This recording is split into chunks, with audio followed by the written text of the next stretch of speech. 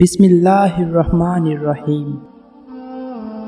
اللہ کے نام سے شروع کرتا ہوں جو دلوں کے راز خوب جانتا ہے۔ آپ سب پر سلامتی ہو۔ اللہ پاک سے دعا ہے کہ اللہ پاک آپ کی تمام جائز خواہشات کو پورا فرمائے اور آپ پر اپنی رحمتوں کے سائے ہمیشہ برقرار رکھے۔ تو ناظرین، آج ہم بات کرنے والے ہیں ایک واہب اور خلیفہ ہارون رشید کے بارے میں۔ تو دوستو، سب سے پہلا سوال تو یہ پیدا ہوتا ہے کہ واہب کون تھا؟ بہلول کا نام تو آپ نے ضرور سنا ہوگا، جنہیں بہلول دانا بھی کہا جاتا ہے۔ آپ 5ویں عباسی خلیفہ ہارون رشید کے دور میں ایک فلاسفر، ولی کامل اور ترک دنیا درویش کے طور پر پہچانے جاتے تھے۔ ان کا کوئی گھر یا ٹھکانہ نہیں تھا، شہر میں ننگے پاؤں پھرتے اور جس جگہ تھک جاتے وہیں ڈیرا ڈال لیتے۔ بعض لوگوں نے انہیں مجذوب بھی لکھا ہے، کیونکہ وہ عشق الہی میں گم اور ارد گرد کے ماحول سے بے خبر ہوتے تھے۔ بہت کم لوگوں کی طرف توجہ کرتے تھے، لیکن جب کبھی عوام الناس کی طرف منہ کرتے تو حکمت اور دانائی کی بہت ہی عجیب و غریب باتیں کرتے۔ کوفہ میں پیدا ہونے والے بہلول کا اصل نام واہب بن عمرو اور تعلق عرب قبیلے بنو عمان سے تھا۔ ان کے والد چھٹے امام جعفر صادق کے شاگرد تھے، لیکن کچھ عرصہ 7ویں امام موسیٰ کاظم کی صحبت میں بھی گزارا۔ بہلول کا شمار بھی امام موسیٰ کاظم کے پیروکاروں میں ہوتا تھا۔ جب خلیفہ ہارون رشید نے امام موسیٰ کاظم کو قید کرنے کے بعد ان کے تابعین کے خلاف کارروائیاں شروع کیں تو واہب اور کچھ دوسرے لوگوں نے امام سے قید خانے میں ملاقات کر کے آئندہ لائحہ عمل کے لیے ہدایات مانگی۔ امام علی مقام نے صرف جواب میں ایک لفظ جیم لکھ کر اپنے عقیدت مندوں کے حوالے کر دیا۔ ہر شخص نے جیم کو اپنے اپنے انداز میں لیا، کچھ نے اسے جلاوطن سمجھا اور بعض نے اس کے معنی جبل یعنی پہاڑوں میں روپ پوش لیا، لیکن واہب نے اسے جنون یعنی مجنونیت میں تبدیل کر دیا۔ انہوں نے اپنی شاہانہ زندگی ترک کی اور پھٹے پرانے کپڑے پہن کر گلیوں میں نکل آئے۔ خلیفہ ہارون رشید سے ان کی ملاقات 188 ہجری میں خلیفہ کے سفر حج کے دوران کوفہ میں ہوئی، جس کا ذکر امام ابن کثیر نے بھی کیا ہے۔ بہلول نے ہارون کو جو نصیحتیں کی، ان سے متاثر ہو کر وہ انہیں اپنے ساتھ بغداد لے آئے اور پھر بہلول کا ٹھکانہ بغداد کی گلیاں ہی رہیں۔ بہلول کا مزار بھی بغداد میں ہی ہے، جس کے ایک گوشے کے بارے میں مشہور ہے کہ وہاں سکھ مذہب کے بانی گرو نانک نے چلہ کاٹا تھا۔ تو پیارے دوستوں، کہا جاتا ہے کہ ایک دن بہلول دانا دریائے دجلہ کے کنارے بیٹھے گیلی ریت کی ڈھیریاں بنا رہے تھے اور ہارون رشید کی چہیتی ملکہ زبیدہ اپنے محل کی کھڑکی سے انہیں نہایت غور سے دیکھ رہی تھی۔ وہ مٹی کی ڈھیری بناتے اور پھر خود ہی اسے مسمار کر دیتے۔ ملکہ اپنے محل سے باہر آئی اور دریا کے کنارے گئی اور پوچھا، کیا کر رہے ہو بہلول؟ بہلول نے ادائے بے نیازی سے کہا، جنت کے محل بنا رہا ہوں۔ ملکہ نے سوال کیا، اگر کوئی تم سے یہ محل خریدنا چاہے تو فروخت کرو گے؟ بہلول نے کہا، ہاں کیوں نہیں، میں بناتا بھی ہوں اور فروخت بھی کرتا ہوں۔ ملکہ نے پوچھا، بتاؤ ایک محل کی قیمت کیا ہے؟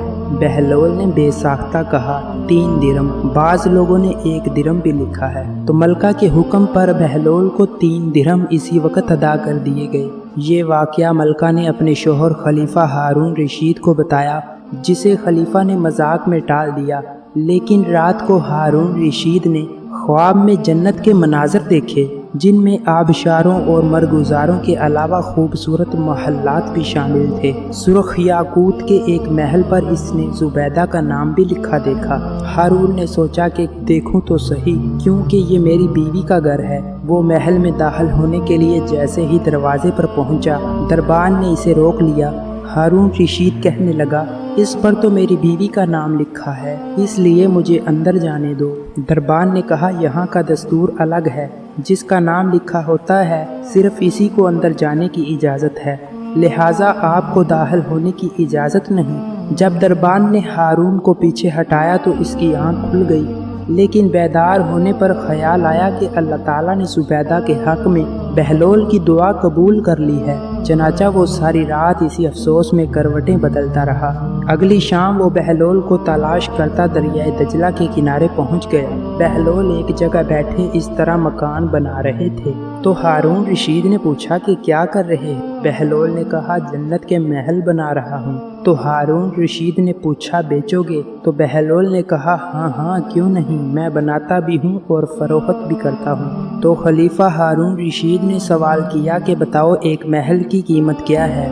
तो बहलोल ने जवाब दिया कि तेरी पूरी सल्तनत। हारून रशीद ने कहा इतनी कीमत तो मैं नहीं दे सकता, कल तो आप 3 दिरहम के बदले दे रहे थे और आज पूरी सल्तनत मांग रहे हैं।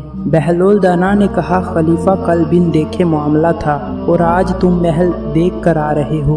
खलीफा ये सुनकर मायूसी से घुटनों के बल बहलोल दाना के सामने बैठ गया और कहने लगा हजरत आप मुझसे मेरी सारी सल्तनत ले लें लेकिन मुझे एक महल दे दें। जब बहलोल दाना ने खलीफा की आजिज़ी देखी तो कहा कि मैं तेरी इस सल्तनत का क्या करूँगा, इस दुनिया की मोहब्बत तो बहुत से गुनाहों की जड़ है, जाओ अपनी सल्तनत अपने पास रखो, मैं इस महल को भी तुम्हारे लिए 3 दिरहम में फ़रोख्त करता हूँ। मारूफ बुजुर्ग सरी सख्ती फरमाते हैं कि एक बार मुझे कब्रिस्तान जाना हुआ।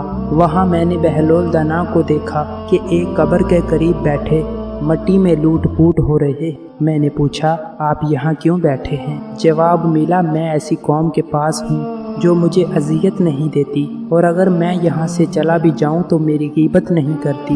एक दिन बहलोल बाज़ार में बैठे थे कि किसी शख्स ने पूछा बहलोल क्या कर रहे हो? तो बहलोल ने कहा कि मैं बंदों की अल्लाह से सुलह करवा रहा हूँ। इस शख्स ने कहा कि फिर क्या बना? बहलोल ने कहा कि अल्लाह तो मान रहा है लेकिन बंदे नहीं मान रहे। कुछ अरसा बाद इसी शख्स का एक कब्रिस्तान के पास से गुजर हुआ तो क्या देखता है कि बहलोल कब्रिस्तान में बैठे हैं। करीब जाकर पूछा बहलोल क्या कर रहे हो? बहलोल ने कहा बंदों की अल्लाह से सुलह करवा रहा हूँ। तो इस शख्स ने कहा कि फिर क्या बना? बहलोल ने कहा कि बंदे तो मान रहे हैं लेकिन अल्लाह नहीं मान रहा। तो दोस्तों बहलोल से ऐसे दर्जनों वाक़यात और दलाई की बातें मंसूब हैं। कुछ लोग इसे किताबी बातें कहते हैं और बाज़ इसे रूहानियत की मेराज मानते हैं, लेकिन ये तय है कि जो बहलोल दाना कह गए वो सच था। तो अल्लाह ताला हमें भी अपने प्यारे रसूल सल्लल्लाहु अलैहि वसल्लम और अपने बताए हुए अहकामात के मुताबिक ज़िंदगी गुजारने की तौफ़ीक अता फ़रमाए और हमें सीधी राह पर चलने की तौफ़ीक दे। तो इसी के साथ आप मुझे इजाज़त दें, मिलते हैं अगली वीडियो में। अल्लाह हाफिज़।